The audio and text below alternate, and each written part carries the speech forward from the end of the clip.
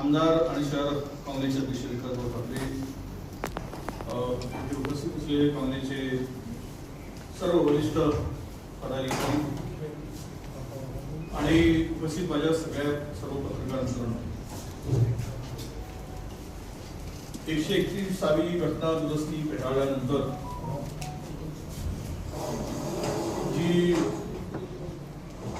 आग भारतीय जनता पक्षाच्या नेत्यामध्ये लागली ती गेली 4-5 दिवस झाले विझत नाही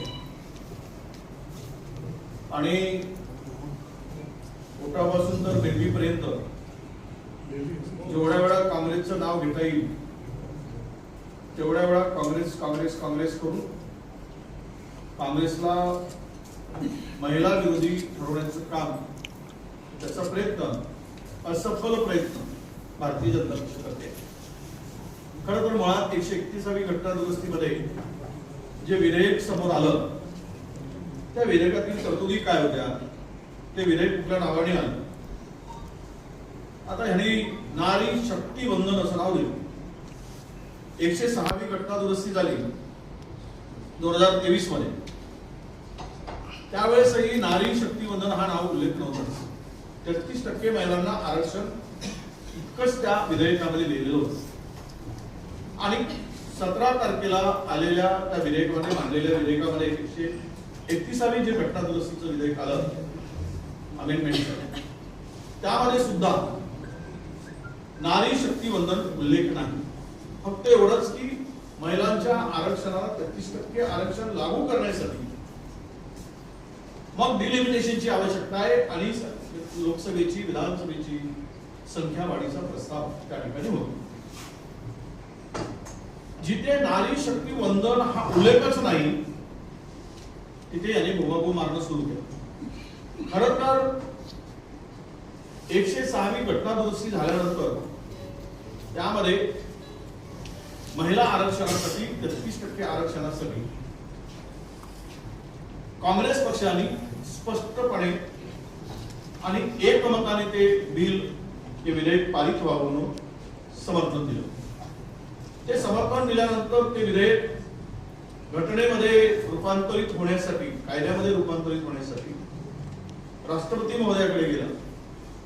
राष्ट्रपती महोदयाकडे 3 वर्ष ते विधेयक पडून होते.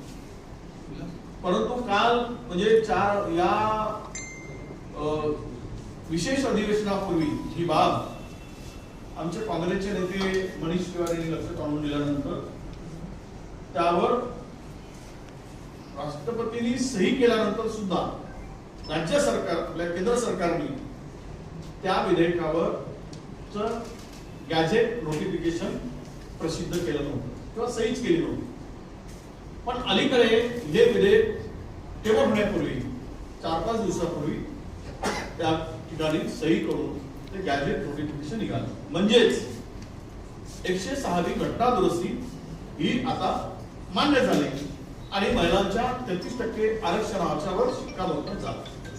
मग हे 106वी घटना दुरुस्ती झाली, मंजूर झालं, नोटिफिकेशन निघालं, सगळ्या गोष्टी झाल्या. मग हे 131वी घटना दुरुस्ती आणण्याचं कारण काय, हा खरा प्रश्न इथे बसतो.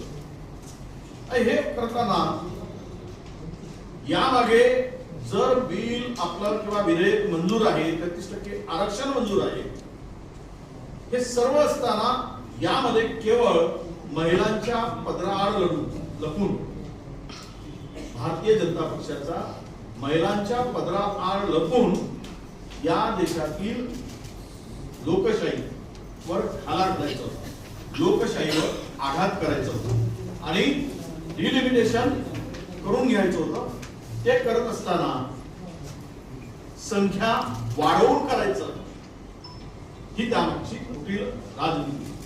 तुम्हाला माहित असेल की आसाममध्ये अशाच प्रकारचा प्रयोग केला गेला. नव्यानं मतदारसंघांची पुनर्रचना केली गेली आणि तिथे इतका गोंधळ घातला गेला ते आपल्या सगळ्या महाराष्ट्रातील, आपल्या देशातील लोकांना हे सगळं ठाऊक आहे. अनेक मतदारसंघाची संख्या कमी जास्त करून टाकली. साधारणतः आसाममध्ये 2 लाख मतदारसंघ असायला पाहिजे, काही मतदारसंघाची संख्या 4 लाखापर्यंत आणि तोडफोड करून टाकली, सोयीचं केलं. एक मतदारसंघाला सलग असतं पण त्या ठिकाणी त्यांनी ते दुसरा मतदारसंघ मनात आणून एक मतदारसंघातील आमदाराला दुसरा मतदारसंघ ओलांडून पुढे जावं लागतं, अशा प्रकारची काही गोष्टी त्या ठिकाणी झाल्या आणि हे इतकी तोडफोड मोठ्या प्रमाणात झाली की सोयीचं करून देतो. तसं SIRच्या नावाखाली वेस्ट बंगालमध्ये जो काही आता रिंगणात चाललेला आहे, जवळपास 90 लाख मतं ही त्यातून डिलीट झाली. 27 लाख लोकांनी पूर्ण कागदपत्र दिली, पण त्यांनी समावेश करायचं की नाही त्यावर अद्याप निर्णय झाला नाही. तुम्ही डिलीट केलं काय किंवा ते एडिट करतं आपल्या ऍड करतं काय, यावर कुठलाही निर्णय इलेक्शन कमिशनने घेतला नाही. म्हणजेच इलेक्शन कमिशन भाजपच्या दरवाजातील चपराशी झाल्या. इतकी लोकशाहीची विडंबना, लोकशाहीवर आघात, संविधानाची पायमल्ली हे सर्वप्रथमच या देशात सुरू होतं. मी मूळ मुद्द्याकडे वळतोय. ही घटना दुरुस्ती करत असताना 17 एप्रिलला 2026 ला हे विधेयक फेटणं काय कारण होतं? कारण हे माहित होतं भारतीय जनता पक्षाला महिला आरक्षण ऑलरेडी मंजूर झालेलं आहे. मग त्यामध्ये महिला आरक्षणाचे ही विधेयक आणण्याचं कारण काय? आणि त्याला ते माहित नाही होतं की हे विधेयक खूप फेटाळलं जाणार आहे, कारण त्याच्याकडे मेजॉरिटी नाही. म्हणून हे फेटाळलं जात असताना त्याला कारण काय, तर महिलांचं कारण, भगिनीचं कारण पुढे करायचं आणि भगिनींची मतं कशी मिळतील या एक कुटील डाव यांनी त्या ठिकाणी आखलेला होता. म्हणजे सत्तेच्या जोरावर हे जर झालं असतं तर तो भाजपाने हुकुमशाही एजेंडा हा वापरला गेला. या विधेयकानंतर जे डिलिमिटेशनचे अधिकार राष्ट्रपतीच्या अध्यक्षतेखाली होते ते यावेळेस बदलून यामध्ये ते केंद्र सरकारकडे आले आणि याला कुठेही अपील नाही. एकदा डिलिमिटेशन झाल्यानंतर सर्वोच्च न्यायालयात, हायकोर्टात कुठेच दाद मागता येत नाही. हे फायनल असतं. राज्य सरकारने सिक्का मारला आणि मतदारसंघाची पुनर्रचना अंतिम केली, तिथे अंतिम झालं, त्याला कुठेही अपील नाही. एवढ्या हुकुमशाही डाव भारतीय जनता पक्षाने हे विधेयक आणताना त्यामागे मानलेला होता. त्यामध्ये उद्दिष्टामध्ये या काही गोष्टी स्पष्ट आहेत.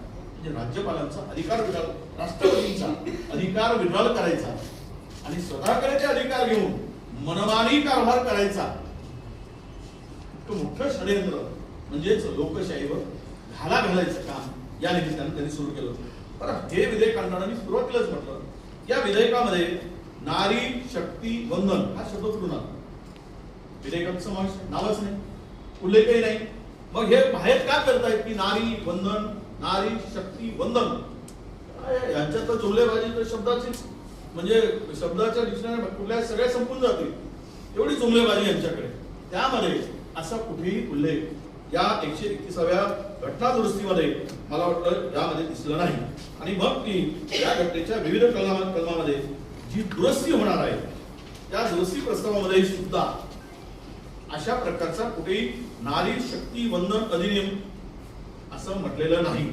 म्हणजेच या उलट 131व्या घटना दुरुस्तीच्या सर्व तरतुदी संपल्यानंतर हे विधेयक सादर करण्यामागील उद्दिष्ट आहे निषेध करणाऱ्या विभागात 5व्या क्रमांकाच्या मुद्द्यात 2023 साली जी 106वी घटना दुरुस्ती झाली तिला लोकप्रिय भाषेत नारी शक्ती वंदन अधिनियम म्हणून ओळखले जात असल्याचे म्हटलं आहे. कुठे त्या उद्दिष्टामध्ये याच्यामध्ये फक्त 5 म्हणजे तुम्ही त्याचा 2023चा हे विधेयक मंजूर झालं, कायद्यात रूपांतर झालं, घटनेत दुरुस्ती झालं हे मान्य करतो. याचा अर्थ असा होतो की हे विधेयक कुठेही नव्हते तरी पण पब्लिक मध्ये जाऊन महिलांची सहानुभूती मिळवण्यासाठी, महिलांची मतं मिळवण्यासाठी, काँग्रेसला बदनाम करण्यासाठी यांनी पद्धतशीरपणे ही संपूर्ण मोहीम राबवली.